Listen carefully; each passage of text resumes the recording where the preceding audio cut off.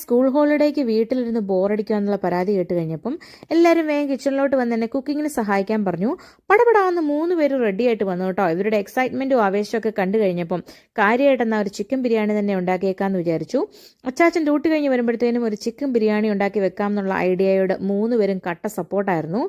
പിന്നെ ബിരിയാണി മേക്കിങ്ങിൻ്റെ ഓരോ പ്രോസസ്സിലും ഇവരുടെ ആവേശം കൂടിക്കൂടി വരുന്നത് കണ്ടു കേട്ടോ. ഇവർ ഏതായാലും കത്തി എടുക്കുന്നത് കണ്ട് നിങ്ങൾ പേടിക്കണ്ട. അവർക്ക് കത്തി സേഫായിട്ട് യൂസ് ചെയ്യാൻ അത്യാവശ്യം അറിയാം. പിന്നെ കത്തി യൂസ് ചെയ്യുമ്പോഴൊക്കെ നമ്മൾ തൊട്ടടുത്ത് തന്നെ നിന്ന് സ്ട്രിക്റ്റ് സൂപ്പർവിഷനിൽ മാത്രമേ അവർ കത്തി എടുക്കാറുള്ളൂ കേട്ടോ. ബിരിയാണി മേക്കിങ്ങിൻ്റെ ഓരോ പ്രോസസ്സും അവർ എൻജോയ് ചെയ്തു.